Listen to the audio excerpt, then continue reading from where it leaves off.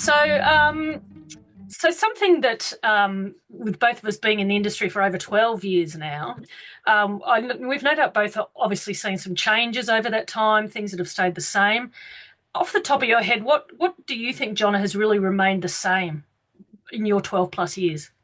Yeah, I think what's remained the same is the need for someone to be able to create career documents, be that their resume or their online presence, which is amplified, but something that provides an authentic story of Yes, what they storytelling. really do and who they are. So yeah, that foundational need for storytelling, I think, has remained 100%. I absolutely. keep I keep seeing statistics about the importance of telling a story through your brand, yeah, and how important it is for people to feel like they trust you before they invest in you, yeah, and that could be recruiters as well as customers. So, yep, totally agree with that one. And I think in the AI-driven world we're in, and with so many people now using things like ChatGPT to write a resume, what it lacks is that real story. And Uh that's huh. what gets people drawn in. And that comes out through conversation and through talking and realizing, hey, I do actually add a lot of value and I am able to solve problems. And For sometimes sure. we need to talk with someone to understand that as well. For sure, it's that probing. Like I always say, I like to wow and challenge clients, and that's that probing process we go through as people who always commit to that consultation with our clients or that deep discovery call. Yeah, we're really probing them to think bigger than what they had about their career, and Yeah. obviously, AI isn't going to do that for them because AI is only going to use the information they give it. Yeah. Exactly right. And all these things are as good as their instruction, but yeah, being able to ask the right questions. And you see this confidence shine in people when they talk about what they do, and Yeah. it's where Yeah. beautiful things start to happen, and we're able to shape that story and that For brand. sure. Yep, totally agree. Something else that I've regularly noticed come up over 12 plus years in the industry is people to keep talking about the death of the cover letter, yeah?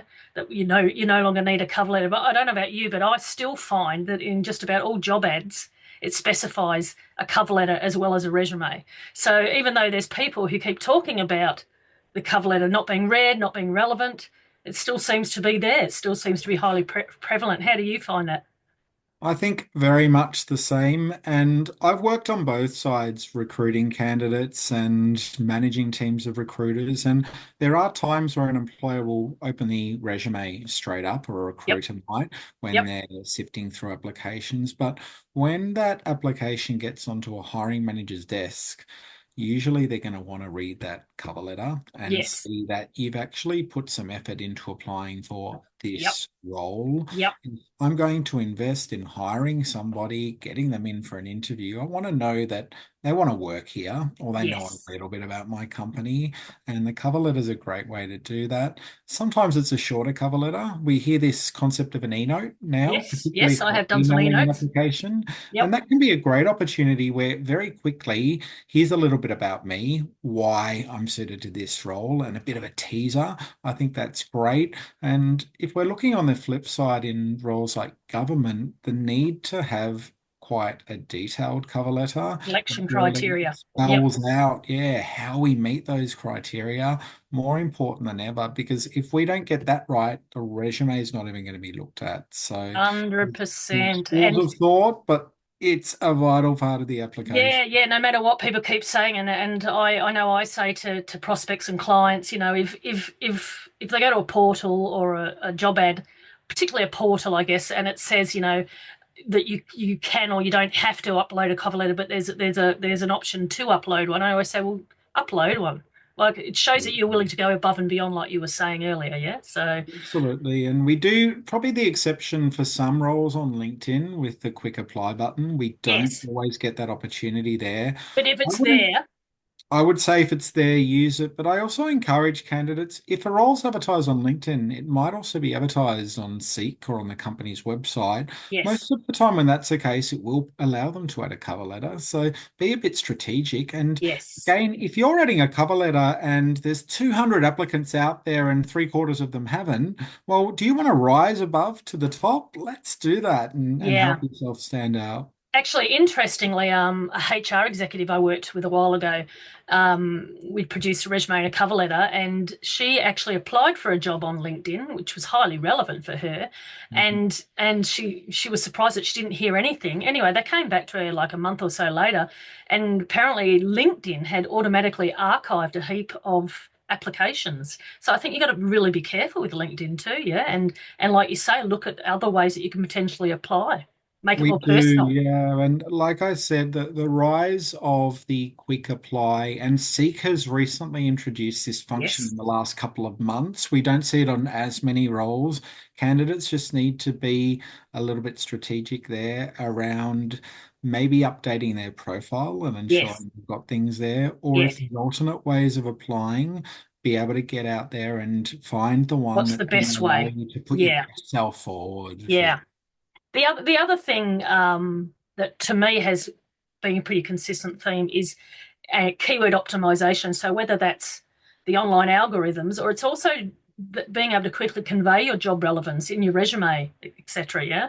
So keyword optimization is still a critical component of most career documentation, career branding. Yeah.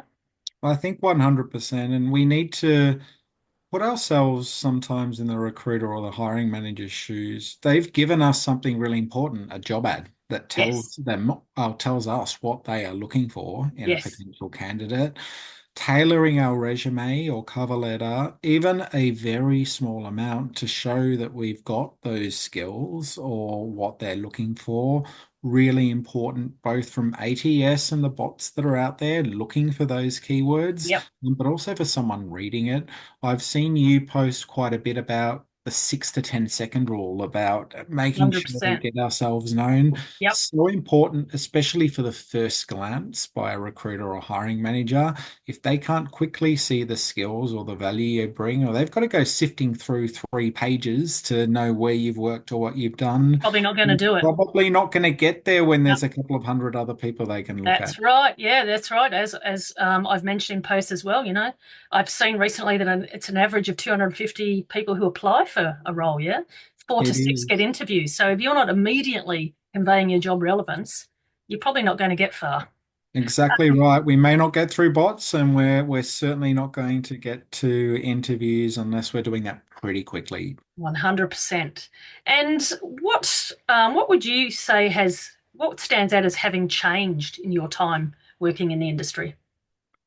I think some of the biggest changes really of late have been around digital innovation, technology, AI, and that space. Yep. And I think a lot of us are familiar that, yeah, there might be technology screening our resumes before we apply, and that's been around for quite a Yeah, while. it has the whole time I've However, been around. Yeah.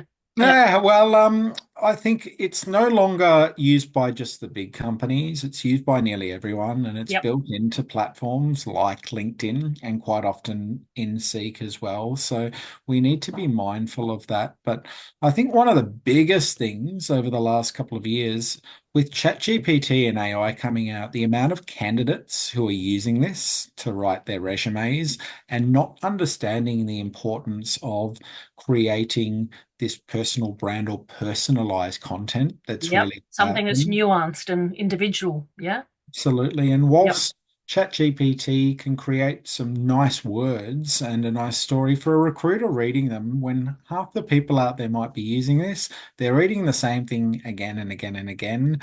And guess what? It probably doesn't work all that well, despite people being pretty proud of what they've been able to put together very You know, I quickly. I, I saw a quote on LinkedIn recently about that recruiters are actually getting fed up of these cookie cutter resumes. Yeah. They're all reading the Absolutely. same because you're not putting your individualization, your personality, and your story, as we touched on, into that career Absolutely. documentation when you use AI. Yeah. Absolutely. And I think on that note, too, what's changed a lot is this concept or notion of personal branding. And Yes. again, I think it all links to the digital space. We're living in a more connected world. LinkedIn, 100%. 10 years ago, it was kind of a nice to be there, have a presence there.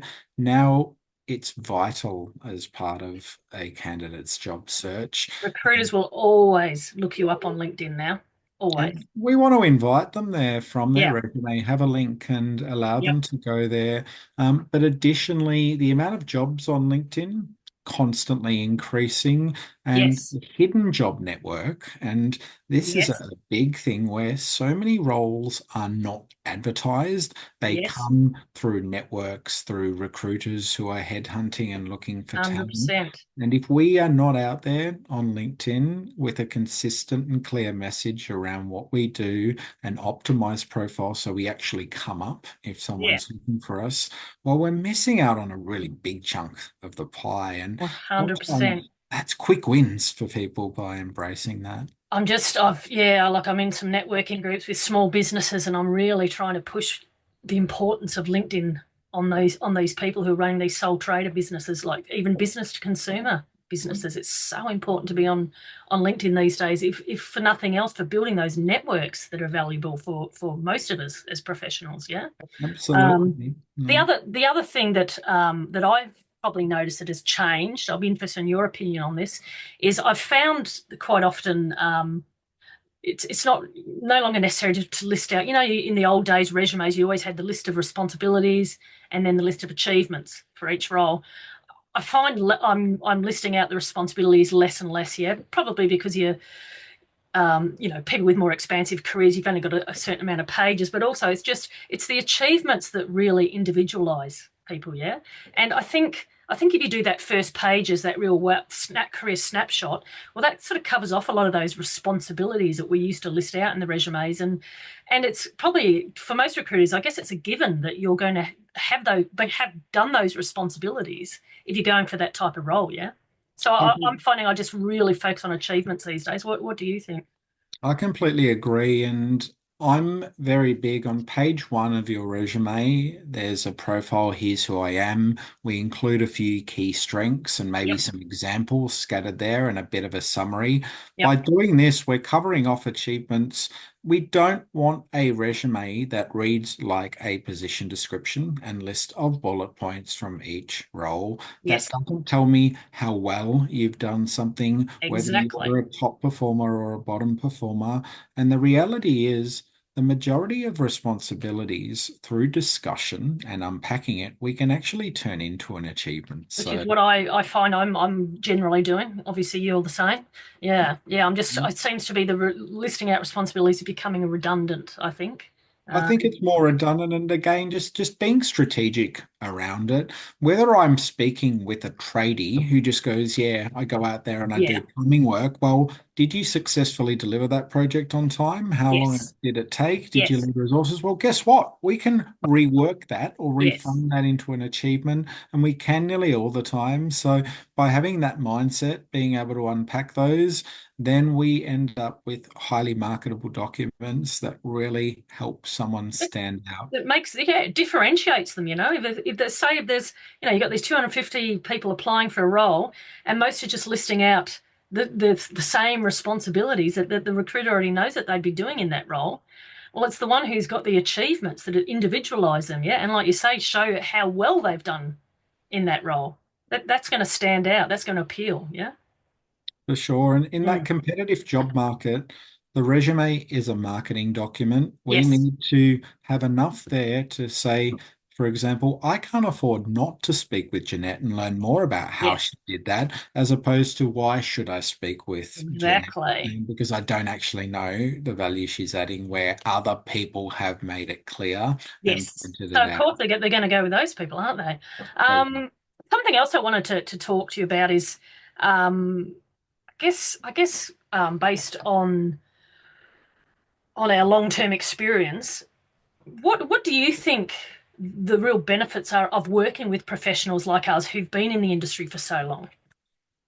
Great question. And I think being a career practitioner myself for over 12 years, I am constantly attuned of changes that are happening in Yes. the workforce, Yep. how applications and technology is changing, and being able to understand enough about recruitment processes, different industries, how things work, how recruitment works, to be able to sit down with someone, ask the right questions, and be able to translate that into a career story that we talked about before. The other big thing, I guess, is the ability that we have to help a client build confidence Yeah. throughout their career Through journey. that consultation process, I often find, yeah, it really does build their confidence. They're like, wow, I hadn't thought it that I could, of what I've been able to do or what I've been doing. Yeah. It's so important, certainly as part of my practice, because I do get some individuals that are at the top of their career. I get others, for example, that might be re-entering the workforce Yep. after a long break and they can feel fractured, and especially they've been applying for months on end Yeah. without achievement. Yep. Sometimes we need to be able to sit down with them, help them understand the value they bring that they have, but they weren't demonstrating. And that Yes. can lead to people walking away feeling a lot more confidence in their value and how they articulate that and navigate the job search 100%. as well. I remember I had a client some time ago, and he'd been applying for a heap of roles, and he was highly relevant, but obviously he wasn't selling himself properly in his resume and cover letter, and LinkedIn. I think I did his LinkedIn profile as well, and he actually admitted to me that he'd started to have suicidal thoughts. Oh He my was goodness. so down about the fact that he could not even get an interview with anyone. Yeah, and Yeah, soon after we worked together, yeah, he got those interviews and he got a job. So yeah, but that's how low people can get, isn't it? Um, Something that I think too is beneficial from us having been in the industry for so long is you really get a feel for what works and what doesn't work, and that's and I think that's also because you of the feedback you get from clients. Yeah, so and I'm sure you're the same. You want to you it's great to hear from clients of how they've done from the new career documentation, and sometimes and sometimes it doesn't work and you have to make some changes and fine tune what you originally produced. And I think that's a learning experience for us as we go. Yeah, that broad exposure to what people do and don't want. it definitely is. And I think back to starting in this space, I come from a marketing background and have quite a bit of experience prior around different professions and careers. However, working in this space, we're always learning, whether Yeah. I'm working with someone in sales or an archaeologist or someone in a highly technical role. I actually understand what they do and what needs to be out there. And if I don't, I will go and learn it. I will go Yes. and do some Research. research. I'll ask them questions, and that helps me to get better at what I Yes. do as Yes. well. And I, that's really exciting. Yes, I do often iterate to clients though that like you are the expert of your career, you are the expert in your field, and I'm here to help you to really showcase that expertise. So, and I guess that's where collaboration's really important. Yeah. It is, and yeah, we are the facilitators, we are the writers, but Yeah. when a client can speak to me through a story and I'm able to then translate that 5 minutes into 3 sentences and they go, oh, wow, that's what I've been wanting to say and I just Yeah. didn't know how Exactly. to. Didn't know how to That's say really it. rewarding. And I get that all the time, people that are really good at their work Yep. and people who say, put me in front of an interview room and I'm going to do well, I can sell myself, but I just can't get there.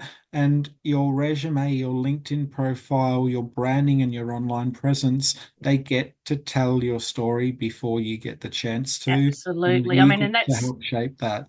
that's our goal, isn't it? To get them noticed, get them to the interview, yeah? Get the recruiters to reach out to them.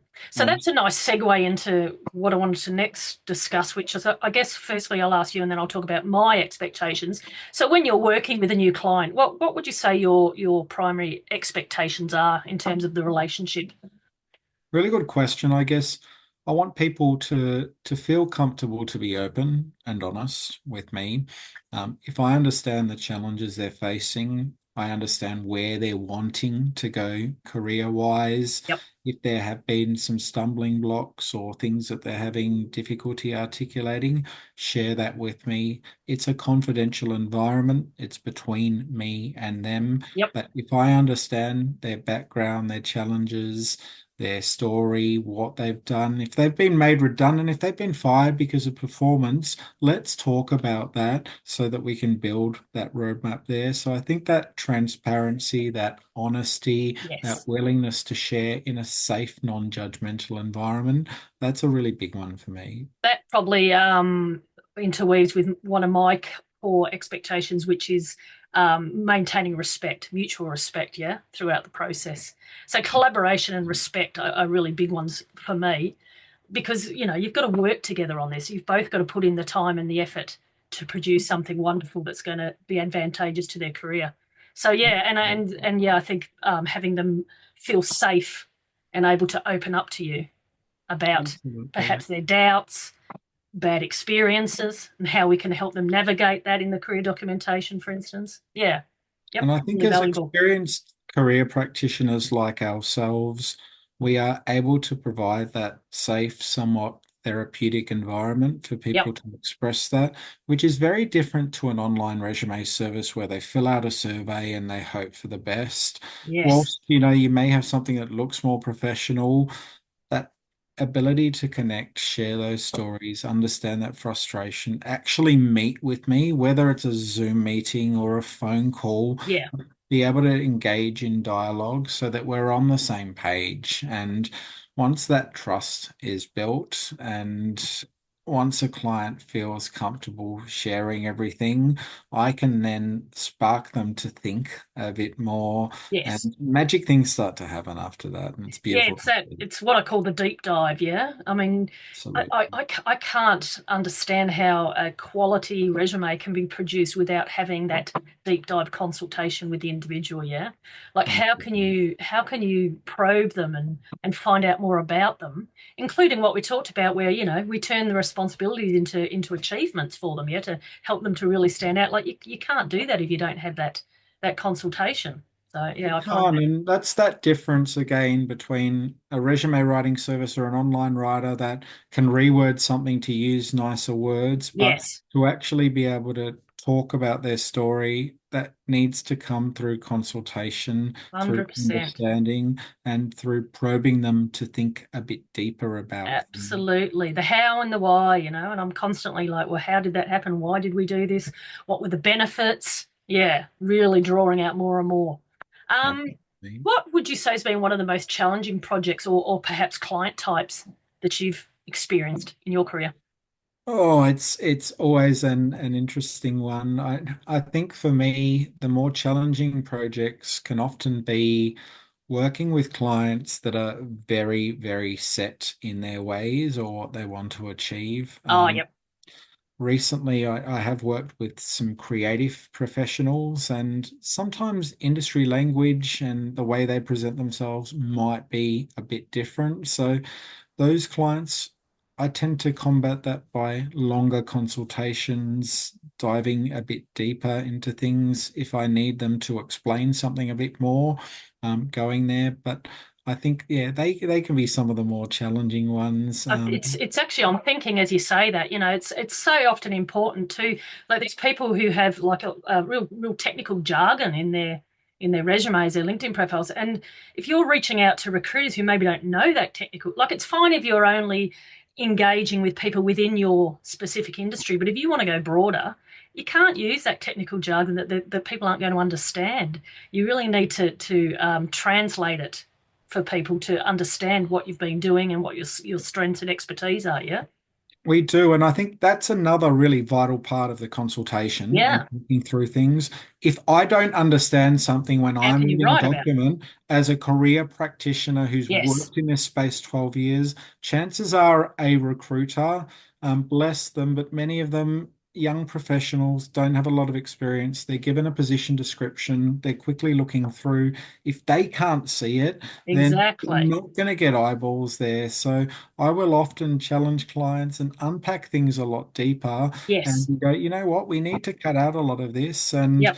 sometimes it can be that conversation that, you know what, I can't do your job. You're amazing at it, but entrust me to build you and your brand in the way that's going to set you up for success. Am For I open to sure. feedback and changes? 100%. It's so important that we create something that's authentic, but Yes. again, that trust piece that we're here to help them and set them up. To translate what they've been doing in their careers. Yeah, it's so Absolutely. important. Yeah, something else I find can be a bit challenging is what I call crossroads clients. So Mm. clients that aren't really, it's when it's really hard to pin them down to for a specific job title or career brand.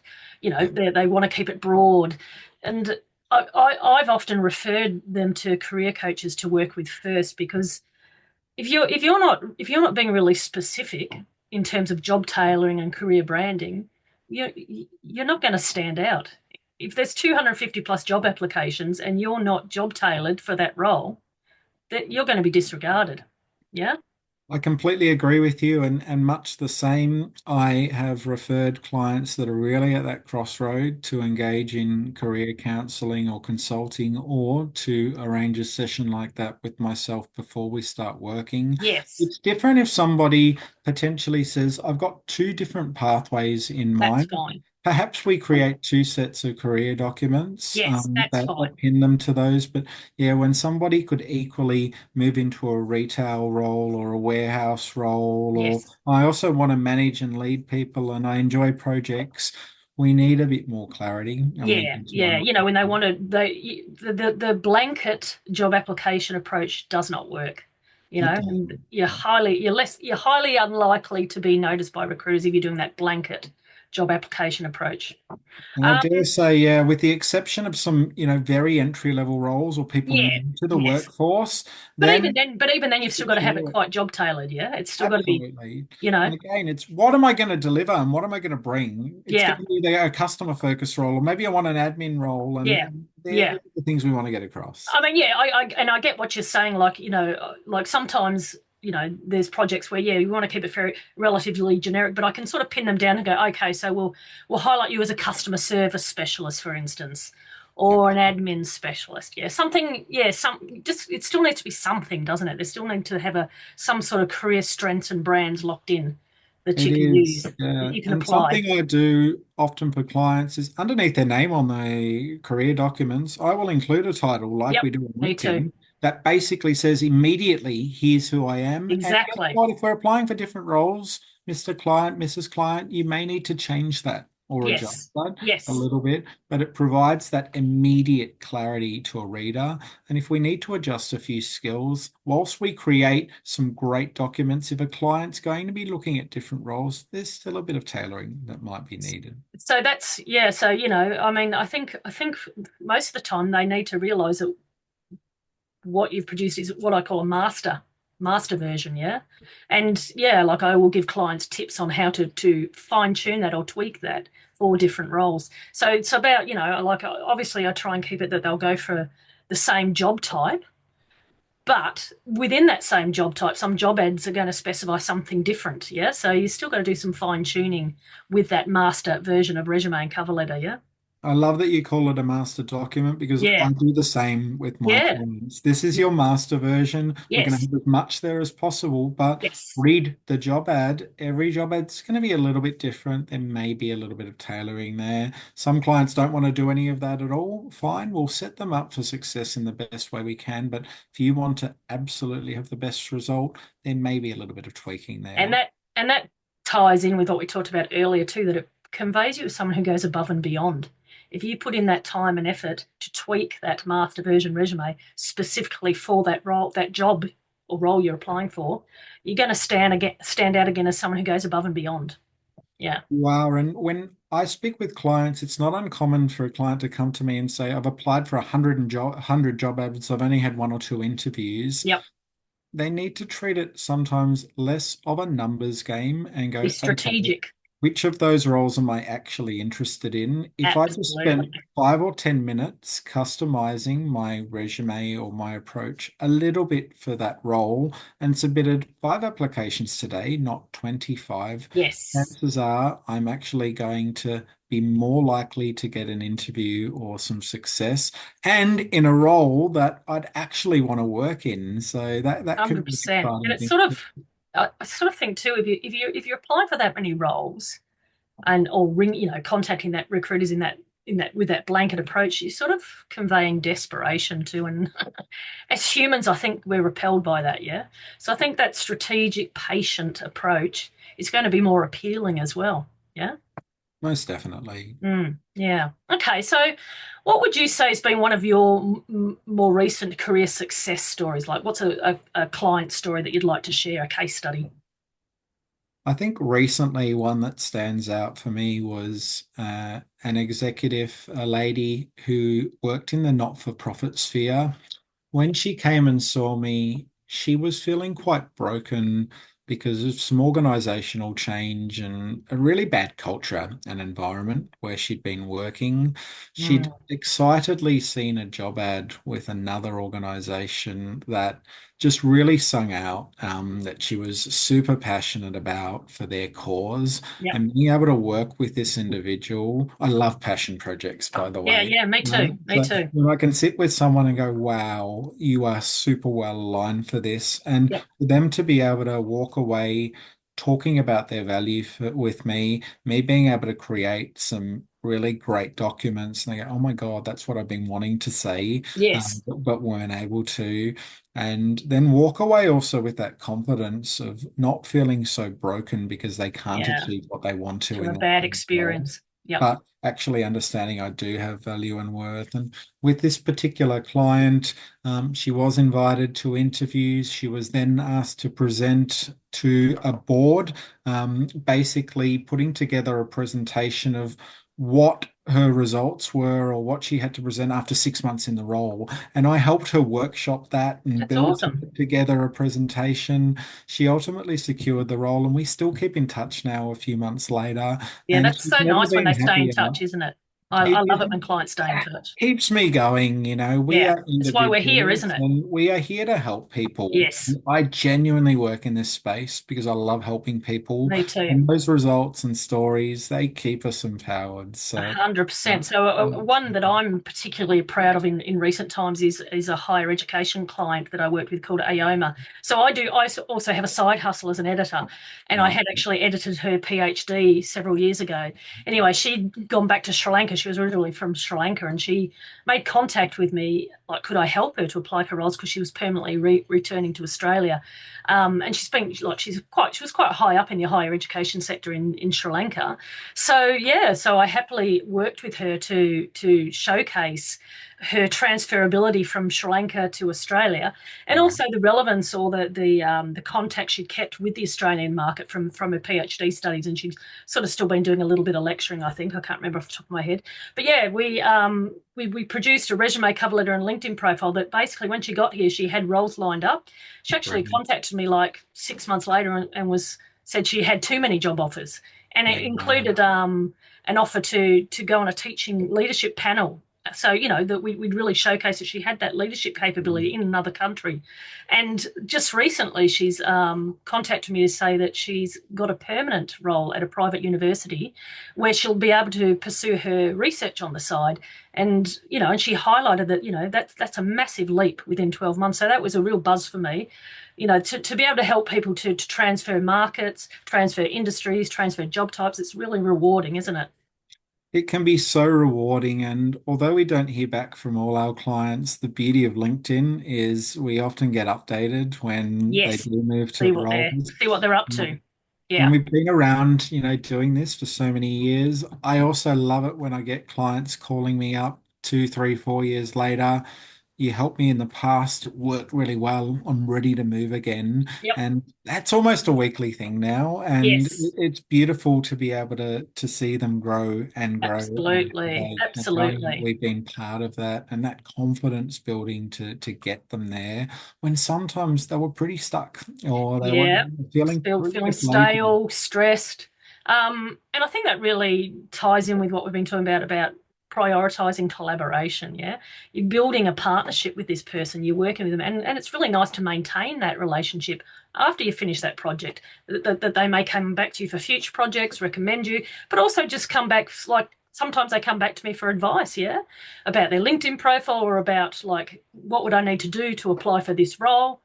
And they don't have to necessarily come back and guarantee that they'll use me, but I'm happy to give them that bit of advice because we have that relationship. That's really a lovely thing, yeah? And I think that that really is the difference in what we do, the Yes. value add to clients, that someone can pick up the phone, give me a call, chat to me for 10 or 15 minutes, get some advice. Yep. Sometimes that's enough for them to go, thank you, I'm on my way and I can Yes. adjust things myself. Other times it's, you know what?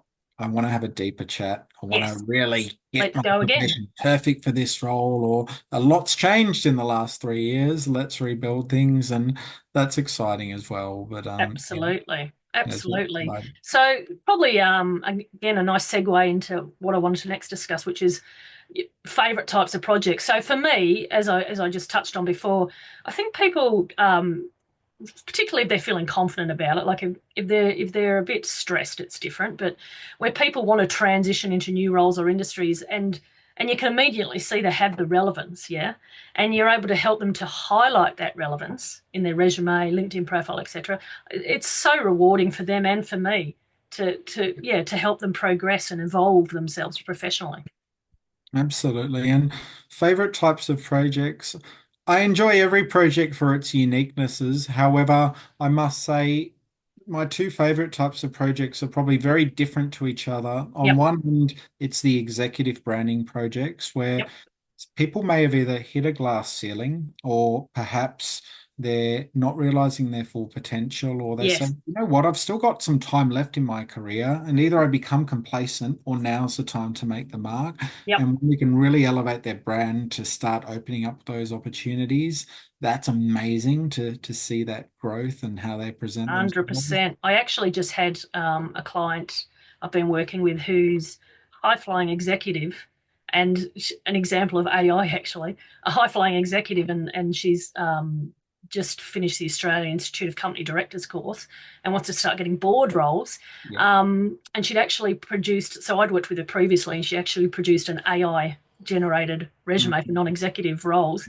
Anyway, to be honest, I was a bit relieved when I saw it because like really lacking in highlighting her relevance for Yeah. non-executive roles. So Yeah. yeah, we've now worked together to better promote her relevance to move into that next stage of her career. Yeah, so just another great example of AI only really putting out what you put in, and if someone's not probing you for more relevant information, yeah, And it's not a human. It can't ask the exactly, questions and have exactly, that same approach and get the feelings from clients. And sometimes just sitting with somebody or having that call, we're able to engage more deeply, sense that there's a bit more there and get that out. So it's that yep, counseling side to some extent of what we do. And the opposite of that in terms of projects, I often love working with young graduates. Young people can get a bad rap at times, but when you are working with a young person who's just worked their butt off finishing a degree, yep, often working part-time while studying, balancing life and commitments, but then getting there and going, oh, what do I do now? Because they're yeah, not set up for success in uni in terms of developing their personal brand and getting yep. out there. And when I can help that young person start to gain interviews and be shortlisted for roles with Big Four consultancies or roles with employers that they'd love to work for that they perhaps wouldn't have otherwise got. And Yes, applications, Jeanette, we're not talking 250 applicants. We can be talking three or 4,000. absolutely. When you're talking graduate Yeah, and entry level that, roles, for that sure. value there, graduates often, it can be that piece of, oh, I don't really have the resources to expend. And I get that, I really Yes, do. But yes, when you've just worked 3, 4, 5, 6 years on a degree that's potentially cost tens of thousands of dollars, haven't had the right career support or branding support, worth making that working with smaller someone like investment. us, it is an investment in their careers. And I think they realize it after they've engaged our services, or unfortunately, after they've perhaps worked with an online service or a cheap Yeah, service, yeah. Had a few of got them this recently. subpar result, and potentially missed out months on their job search. Yes, frustrating Exactly. It really to does speed up the process working with professionals. Yeah. the Um, process, the results, and the confidence. It's yeah, yeah. something that you And can't put a price and on. just touching on, like, working with graduates, for instance, or entry level people, Mm. people often undervalue the transferability of what they've done in, say, those part-time jobs. Yeah. So, the customer Mm. service skills, the teamwork skills, stakeholder engagements. There's so many common skills that are required across roles that they've probably been using in those part-time jobs that they've been doing while they've been studying, and it's can be really beneficial to highlight that they already have that exposure. It can, and I hear so many times, yeah, I've had part-time work, but it's not relevant to my Yeah, industry. exactly. And that's where you go, hold Transferability. back. If you've been talking to people, if you've been Yeah. solving problems, it is relevant. And I love the concept of reframing where we can turn something around. Yes. I'll often work perhaps with graduates who maybe migrated to Australia to complete their studies, Yep. had to learn a new language to a professional level, Yes. perhaps moved away from home for the first time, have probably been hit with a pandemic, had to work part-time to support their studies and still got through a degree. And they go, but why would someone hire me when there are other people that have a stronger comprehension of language? Maybe they have better academic results. Then we talk about that journey. Look at everything you've overcome. Look Yes, at how you've exactly. gone. Exactly. When we get that across, that becomes an amazing story, and that Because confidence it's to and see it's it also because go. it's also about the showcasing the soft skills as well, yeah, as well as the hard skills. And yeah, what they've overcome is part of showcasing their personality and those softer skills that are appealing as well, yeah. It is, and we can learn technical skills. We can learn, Yeah. but that work ethic, that tenacity, that Yes. resilience, that drive, Determination, going all of again, that. going above and beyond. Yep. A beautiful thing to see that. And yeah, when clients can actually start to see that themselves and then be able Yes. to strategize and put that into play, Yes. they're so much more confident in I their. often have I've often had clients over the years say, when we go through the consultation, they found it really beneficial and almost like an interview process, yeah, that helps them to really start thinking about what's my brand, what have I done, what should I be highlighting. Yeah, they really appreciate that probing, interviewing approach. Yeah. It is, and that again comes back to the value of working with a branding consultant or career practitioner like Yep. ourselves, Yep. where it's not just tell me about your role. Okay, yep, next, 5 minutes. Okay, here's your resume. We Yes. deliver a lot more value than that, and people really appreciate that and understand it quite often after they've worked with us or Yes. after they've had a subpar experience somewhere Yeah. else. Yep. And hence, our value can be often not understood by Yeah. potential clients, but once they've worked with us, or even after quite often a 15-minute discovery chat, which I know we both offer, Yes. people can fully understand, oh, I can see the value in Yeah, working. yeah, yeah. Helping them to think about their future strategy, their future approach, their future branding. Yeah, for sure. So I guess just to wrap this up, the one other question I was sort of thinking about, and we've probably covered this to some degree, but I guess what would you say are your core values and drives in terms of what you provide? I think for me, quality in my work, Yep. that can be to my own detriment because I am very focused on working with a small group of clients each week, but really creating something that's authentic, that's Putting about that time and effort them, in with each one, yeah? that time, that effort, that Yep. research. So that's a big one for me, that quality piece. The empathy and client-centered approach for me Yeah, is empathy also is just important. so vital. Yep. With every client, they are unique. I take the time to speak with them, learn about their background, their journey, and then be able to utilize that, speak with them again if I need to get things just right. And when we do that, we're not just treating them as just another client or Yeah. just another job. We Someone actually to make move money that from. value Huh. across. Yeah, I'm not in this for the money. Of No. course, it's my career, but I think being passionate about this space and wanting to help someone Helping as many as you succeed. can. Yeah, yeah, I feel the same. And interlinking with all that, I guess, is again what we talked about earlier. That being open and respectful when Mm, working with us is really important to me. And there's a good chance that we're going to challenge them. in terms of how they view themselves professionally. Yeah, there's a good chance we're going to challenge them in terms of their existing resume and their LinkedIn profile. So it's being open and ready to be energized and challenged. And yeah, I think that's really important when I work with someone. You want them to feel a bit excited about embracing this investigative process that we go through. Yeah, to better highlight Absolutely. their professional worth. It is, and I talked about or touched on confidence a few times, but if someone can walk out of an initial strategy meeting or hang up the phone or end the Zoom meeting feeling more confident, or even that relief of, right, I've told John what Yes, I want yes, to get across to an employer, but I don't know how to do it on paper. That is really big for me, for them to walk away feeling like they've been understood, feeling that they've got some more confidence, and then that joy when they see their career documents and go, wow, yes, I have yeah. actually got the toolkit ready to go. I can actually Exactly. go out there It's a and tool, make and it is. money. It's your career toolkit. Yeah.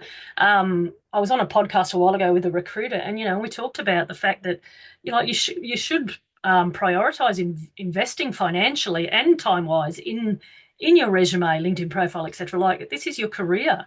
Like just imagine how far you can go in terms of salaries, etc. The more you stand out in your career branding and your career documentation.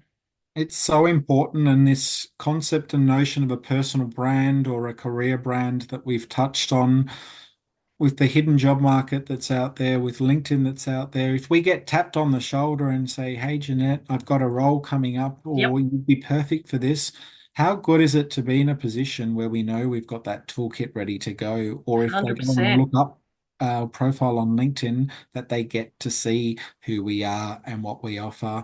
We spend time, most of us, whether it's on exercise and family and activities and interests we enjoy, spending a little bit of time on your personal brand or on LinkedIn, whether it's once a week, once a month, a small investment of time can be important. And if someone hasn't updated their LinkedIn or their resume in 5 or 10 years, Yep. rather than waiting until a role comes up and then it's rush, rush, rush, and a great Yeah, yeah. consultant may not be able to help them, Yeah. take that time to invest in getting that personal brand sorted. Strategic Opens up patient. the Yeah.